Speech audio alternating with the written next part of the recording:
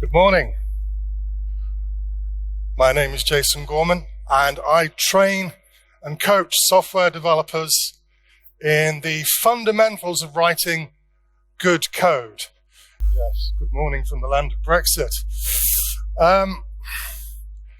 So I train developers in the basics, things like unit testing, things like using version control, you'd be amazed, things like refactoring. And one of the things that I train and coach developers in is basic software design principles. I teach 8 basic design principles. The first 4 are the principles of simple design, courtesy of our friend Kent Beck, the inventor of extreme programming. And hopefully we can all agree with all of these principles, regardless of whichever programming language or whichever technology we're working in. The most important thing about our code is that it should work. Put your hands up if you disagree with that. Okay?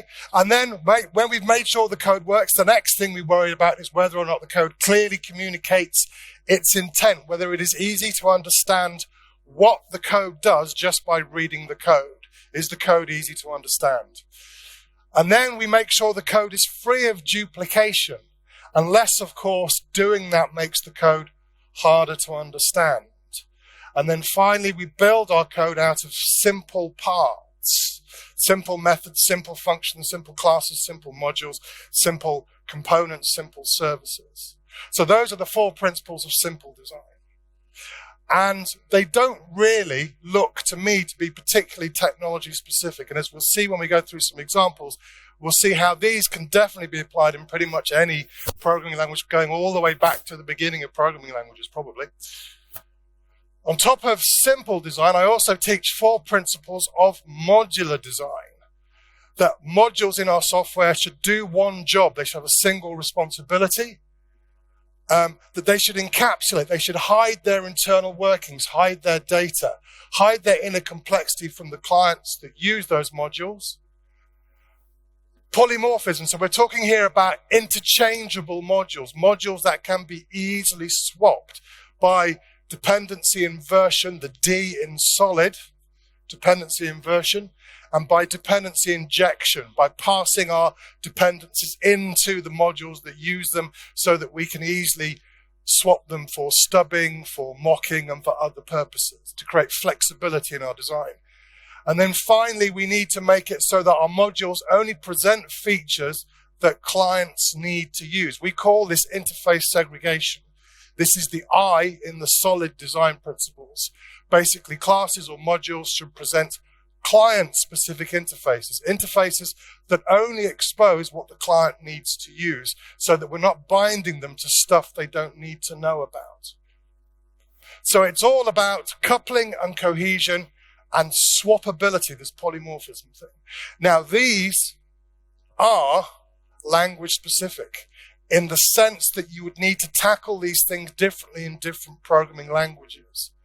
But what I often hear from developers about the modular design principles is, Jason, these principles do not apply to us because we're working in JavaScript, and JavaScript has dynamic binding and duck typing, so we don't need to worry about the modular design principles because JavaScript is modular by default. Well, I'm here today to prove you wrong. And also, more these days, because it's becoming very, very popular, people who are very much into functional programming say to me, but Jason, these are object-oriented design principles. They don't apply to us because we do functional programming. And functional languages are solid by default. They're inherently solid. So we don't need to think about this.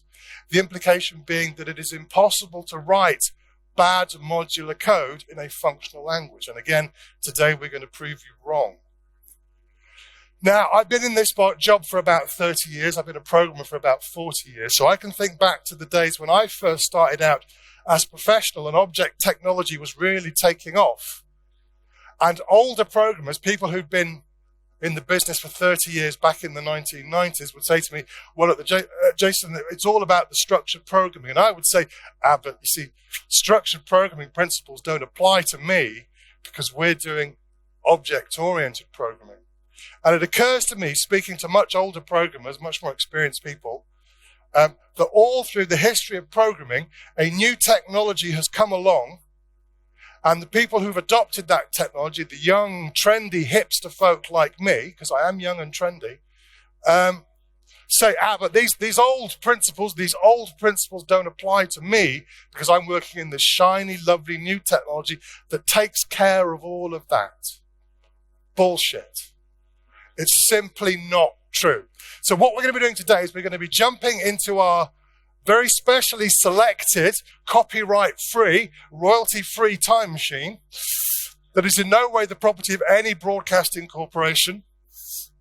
And we're going to travel back through the decades, take a look at some popular programming languages with a very simple example, and see how and if these principles could have been applied.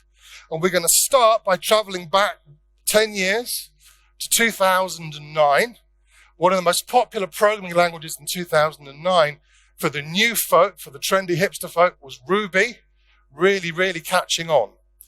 And let's take a look at some very simple Ruby code. This is code for a class that calculates quotes for a fitted carpet, a carpet fitted in a room. And to calculate that simple quote, we need to calculate what the area of the room is using the width and length of the room. And then we need to calculate the price for that area of carpet with the information about how much the carpet costs per square meter and whether we need to round up the quote to the nearest square meter of carpet. Very, very simple. Hopefully, because I tested this, believe it or not, because I test everything, we can tick our first 4 boxes. It does work, I tested it. Hopefully it's easy to understand. You don't need to look at any documentation to understand what it does. There's no duplicate code in it, and it's pretty straightforward. It's a very, very small class with a very, very small method. So tick, tick, tick. But what about modular design principles? Remember, Ruby is a scripted language. It's dynamically typed. It has duck typing. And people say to me, well, Jason, at the end of the day, I mean, it's solid and that kind of thing doesn't really apply to Ruby. I'm not so sure. Let's review the code again, shall we? First of all, single responsibility. Does this class do one thing? No, I think it does 2 things. I think it calculates the area of a carpet, and I think it then calculates the price for that area. That's 2 jobs. So really, this should probably be 2 classes, one with one job and one with the other job. So let's break it down into 2 classes. And then what we end up with is a composed class. That is a class that is composed of other classes, each one doing part of the work. So we've ticked the single responsibility box now. Each class does one job. What about encapsulation? Well, because I've moved the work to where the data is, so for calculating the area of the room, we're using just the data inside room. I've moved the work to where the data is. You could argue that this work is now encapsulated. Now, strictly speaking, in Ruby, fields can't be private. So strictly speaking, we're not really hiding the data. If the client code wanted to, it could access those fields. But as a convention in Ruby in many teams, we don't. We say, okay, that's a field, we shouldn't access it. And some people have naming conventions that identify that's supposed to be private, don't use that. So strictly speaking, no, it's not encapsulated. But in terms of the work, where the work is, it is. The work is encapsulated. We don't need to access the data. Only room needs to use room's data. Only carpet needs to use carpet's data. So I think we can say that we've kind of ticked the encapsulation box. Now, what about polymorphism? Now, polymorphism in Ruby is really, really easy. Everything is kind of polymorphic by default because it's dynamic binding, it's duck typing.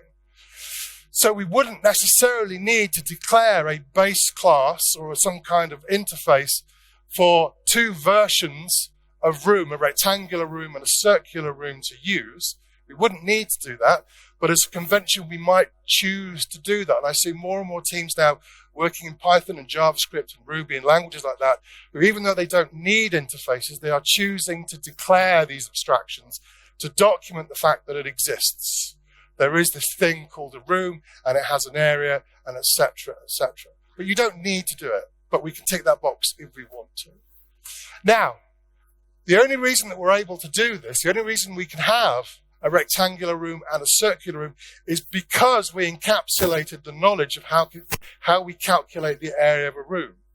If that data was exposed in terms of width and length, we wouldn't be able to do that. It would always be a rectangular room. So encapsulation can also help us with polymorphism by abstracting away details that clients don't need to see. So that's a tick for polymorphism. It's very easy to do in Ruby, not so easy in other languages. And then finally, interface segregation. Now here is where it really is language specific. In Ruby, because everything's duck typed, you're not actually binding a client to a whole interface. It only knows about, at runtime, the methods that it actually invokes.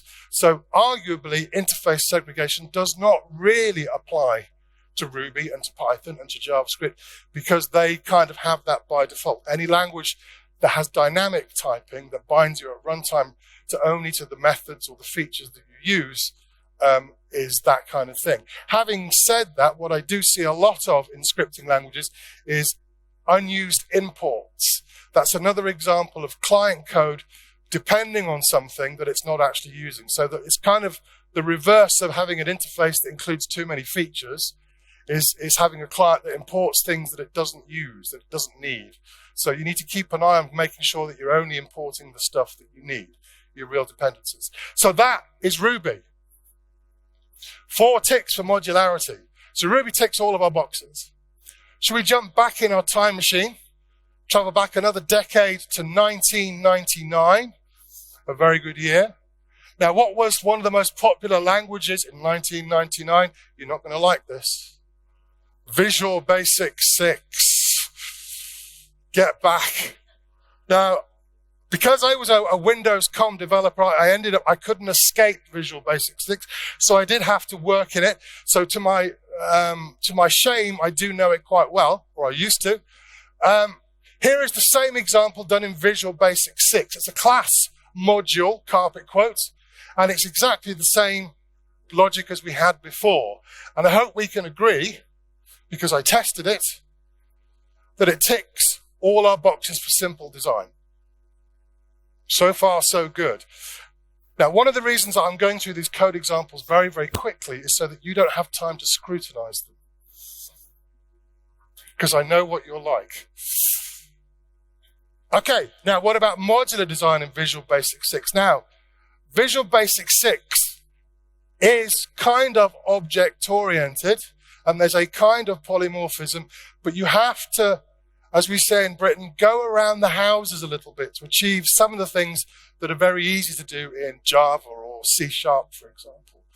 So when it comes to single responsibility, that's pretty easy. We can break that down into 2 other modules, room and carpet. Room calculates the area, carpet calculates the price, and then carpet quote can just use those. So that's a tick for single responsibility. Encapsulation is a little trickier. Visual Basic 6 classes don't have constructors, so we can't pass our field data in at the start. We need a method to do that. Visual Basic 6 class modules do not have static or class scope methods. So we can't have a method inside the same module that would then be in the same scope as our private fields. Therefore, if we create a sort of our own constructor function, it has to be in a separate module, which means we have to leave the data visible, at least to be able to set that field data from the outside. So strictly speaking, that's not encapsulation. But if we do this, at least the client doesn't need to use those. Doesn't need to use the properties for width and length. Having said that, as we're about to find out, that doesn't necessarily solve all of our problems.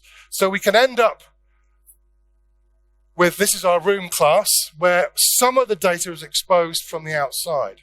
And it's quite difficult to get around that. But we'll see a way that we can do it later. Now, this is where Visual Basic 6's real strength is. This is where we solve most of the problems. The mechanism for polymorphism the mechanism for interfaces in Visual Basic 6 is the component object model, COM. So every Visual Basic 6 class that we write gets its own generated Microsoft COM interface. So if we create a class called room, and then we've got an empty area method, it's going to generate a room COM interface with an area method. And we can very easily have multiple classes implement that same room interface. It's very, very easy to do. There's just a basic convention. So here's the implementation of area for a rectangular room with a width and a length. Here's an implementation of area for a circular room with a radius. Very easy to do. Now that we've done that, if we take a look at what's on the room interface, we're not exposing the internal data on this interface. So the way that we encapsulate internal details in Visual Basic 6 quite often is by using COM interfaces that only expose what the client needs to see. So if we don't want them seeing the width and the length, we'll have an interface that only has the area function on it. So we can kind of tick the encapsulation box, but we tick it using interfaces rather than making the data private, for example.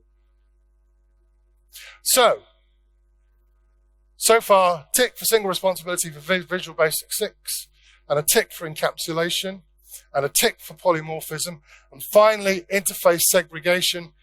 In Visual Basic 6, it is very, very easy to do this.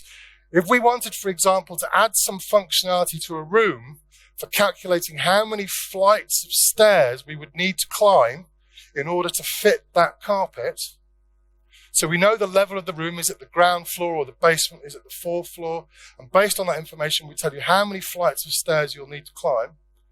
If you wanted to add that, but we've got some client code cares about how many flights of stairs, some client code cares about what the area of the room is. We could have two interfaces, one for calculating the area of the room and one for calculating the flights of stairs, and then we could have as many VB6 classes as we like that implement both of those interfaces, or just one of those interfaces. So through COM, the real power within Visual Basic 6 is not VB6 itself, it's COM interfaces. You can do a lot with interfaces. So that's a tick for interface segregation. So for modularity, 4 ticks for Visual Basic 6. Back into our time machine, another 10 years to 1989 when I was starting out as a C programmer.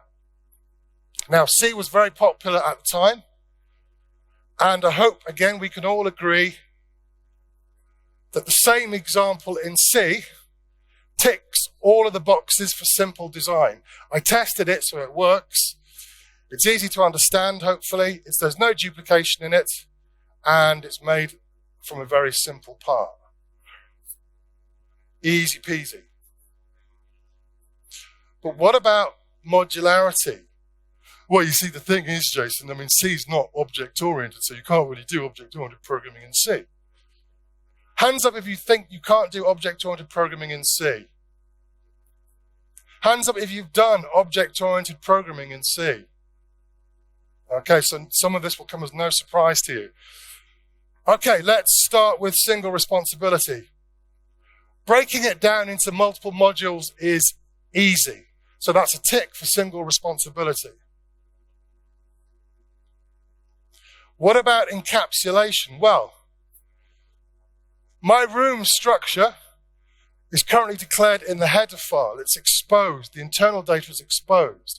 If you want to hide that data so that the client doesn't know whether a room has a width and a length or whether it has a radius, for example, then one thing we can do quite simply,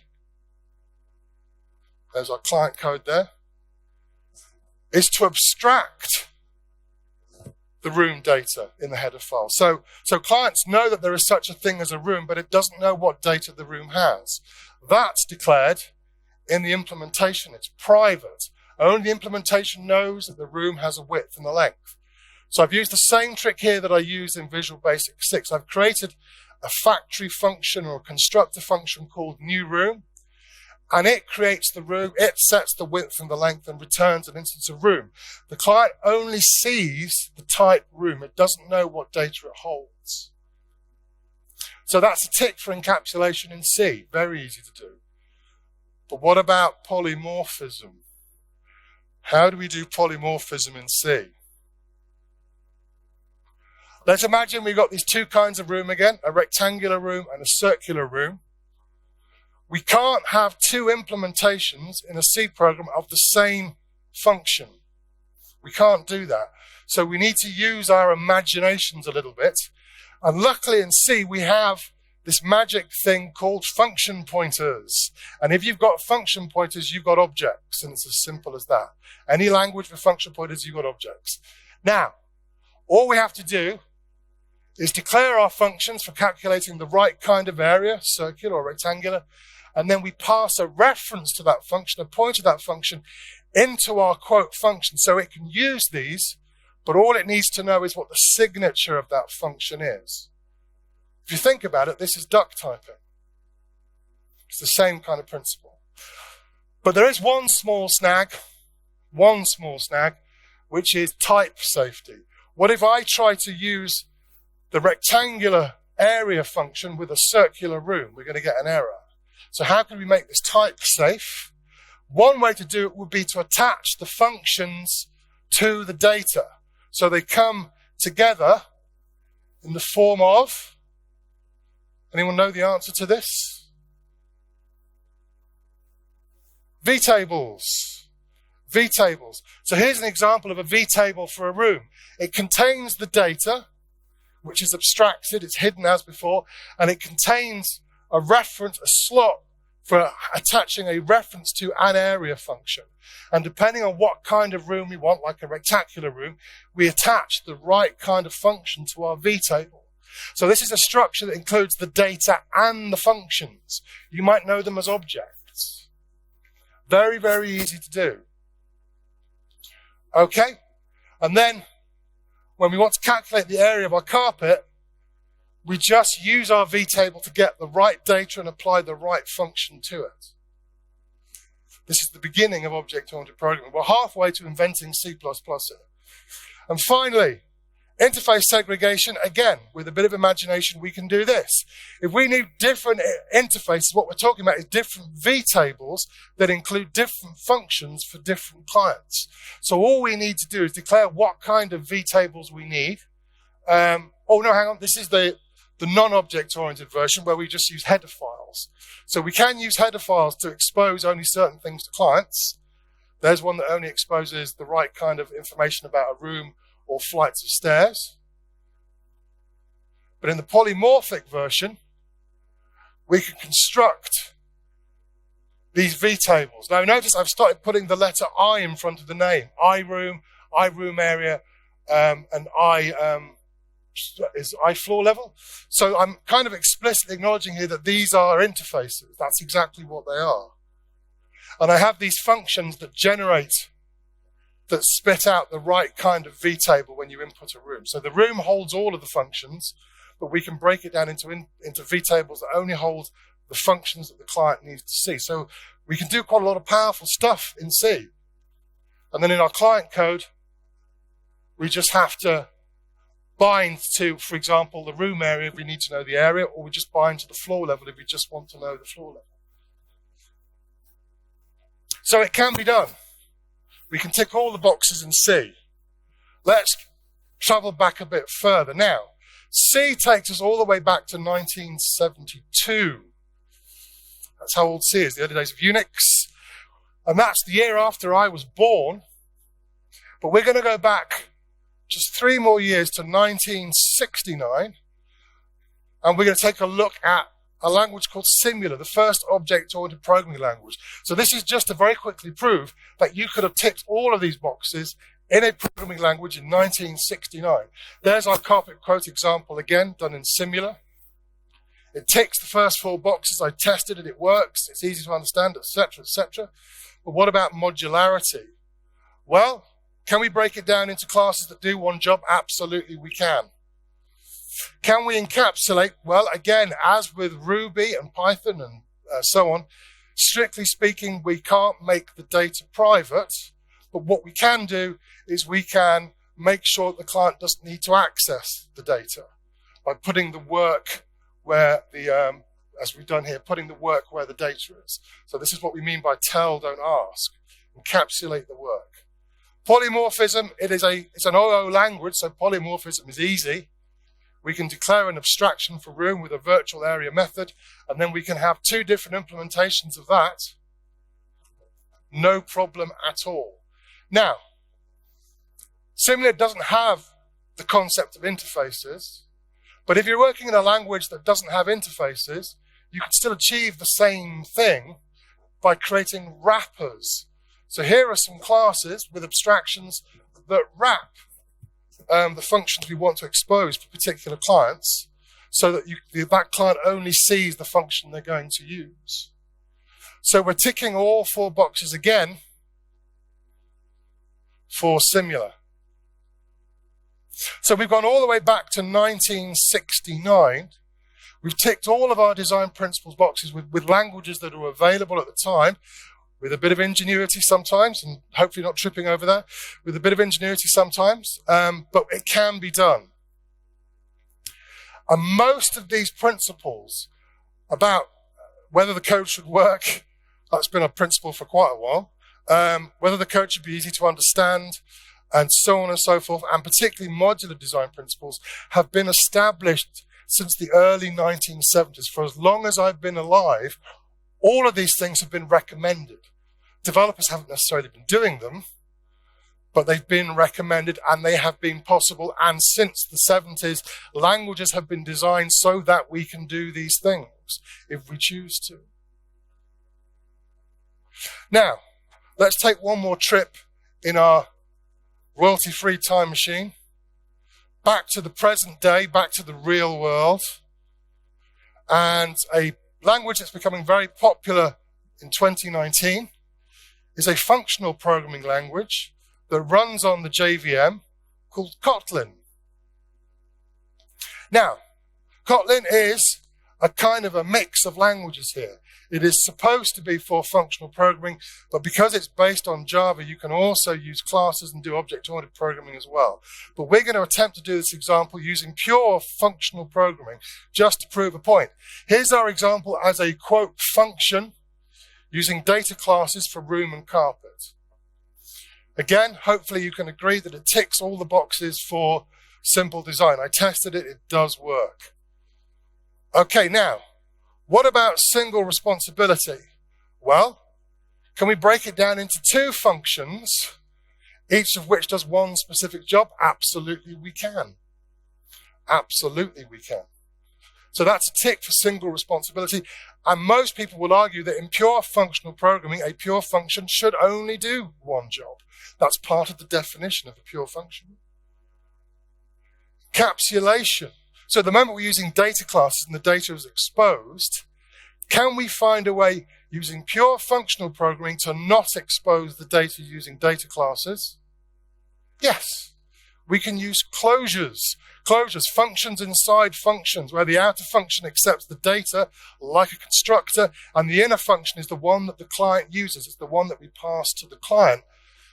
So we can, for example, set up our room with a width and a length, but the client only needs to know about the area function, doesn't need to know about width and length. So that's totally doable. That's totally doable. And we can test it like so. Easy peasy. Polymorphism, right. Polymorphism in functional programming, again, it totally applies. It's not an object-oriented programming concept. All we're saying is that we've got two functions that look the same from the outside that work differently inside. So what we're talking here is about if we pass functions into another function, we create a higher order function. That is functional programming's equivalent of dependency injection. That's exactly what it is. It's dependency injection. So we can totally have two different versions of the area function passed into carpet coat, and carpet coat doesn't need to know how they work or what their implementations are. So you can totally do that. And finally, interface segregation in Kotlin. Well, if it's pure functions, it doesn't really matter because every function is essentially an interface with only one method on it. In fact, on the JVM, that's exactly what every function is in functional programming. And if you're doing mixed in Kotlin, for example, where you're using classes and doing a mix of functional programming and object-oriented, anything you can do in Java, you can do in Kotlin. So you can have classes with multiple interfaces. It's very, very easy. So that ticks all of our boxes in a pure functional style for modular design principles. They all apply. So we've gone back 50 years, all the way through my lifetime. We've seen with multiple different technologies at the time that not only could we have done these things, but we probably should have done these things. Hopefully you can see that. So no excuses. Modular design principles, they're timeless. They've been true since pretty much the birth of programming, and I can guarantee they'll be true for the next 50 years probably as well. And when I say guarantee, I don't mean in the legal sense, because this is being recorded. So you don't get a contract with that. Okay, look, I hope that's been fun. Enjoy the rest of your day. There's a packed schedule by the sound of it. There's going to be lots to look forward to. So if you've got any questions, see me after. Thanks very much. I really enjoyed this.